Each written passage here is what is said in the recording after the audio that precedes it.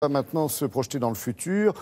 Comment nourrir près de 10 milliards d'habitants sur la planète en 2050? Alors, tenez-vous bien que les terres s'appauvrissent et s'assèchent, vous le savez, en raison notamment et principalement du réchauffement climatique. Eh bien, manger des algues pourrait être l'une des solutions. Et d'ailleurs, on s'y met doucement, tout doucement, mais presque sûrement. En France, on voit ça avec Isabelle Bouloc, qui, pour l'occasion, s'est bien sûr rendue sur le littoral breton.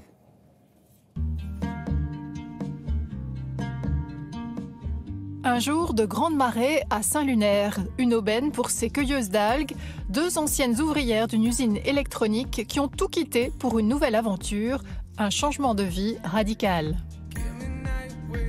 Nous avons choisi cette activité, surtout proche de la nature, parce que c'est aussi ce qui nous motive, c'est-à-dire travailler avec quelque chose de naturel. Donc ça nous paraissait comme une évidence de travailler avec la mer. On retrouve différentes algues ici, à savoir des laminaires, des grandes, longues et brunes, mais aussi des feuilles. Donc dulce, laitue, nori, ça peut être la rouge, la verte et la violette. La mer est très brassée ici. Il y a énormément de courants. On a aussi l'effet des marées. Donc du coup, la mer est nettoyée régulièrement par ces courants et par ces marées. On a fait des prélèvements sur nos algues, évidemment, et il n'y a aucune trace de pollution, aussi bien métaux lourds que bactériologiques, sur nos algues. La commune a une politique zéro phyto pour tout ce qui est culture, tout ce qui est jardin de particulier. Ils font très attention à l'environnement, ce qui fait que nous, derrière, on est vraiment en totale sécurité pour travailler ici.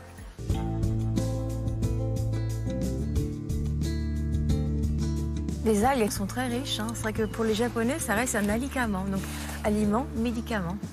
Donc, elles sont forcément très riches en oligo-éléments, protéines, calcium.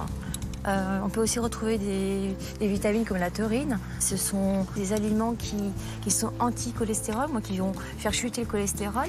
Antioxydants. Antioxydants. On cueille nos algues, on les lave à l'eau de mer, après on va les sécher. Et après, on les réduit en paillettes. Et une fois que ça est fait, on va après les agrémenter d'ingrédients biologiques.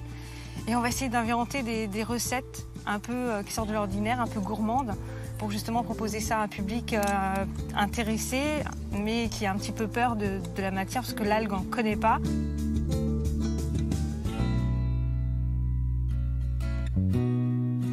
Ces algues séchées ou cuisinées sont très prisées par certains restaurateurs, comme ce chef d'un hôtel 5 étoiles de Dinard.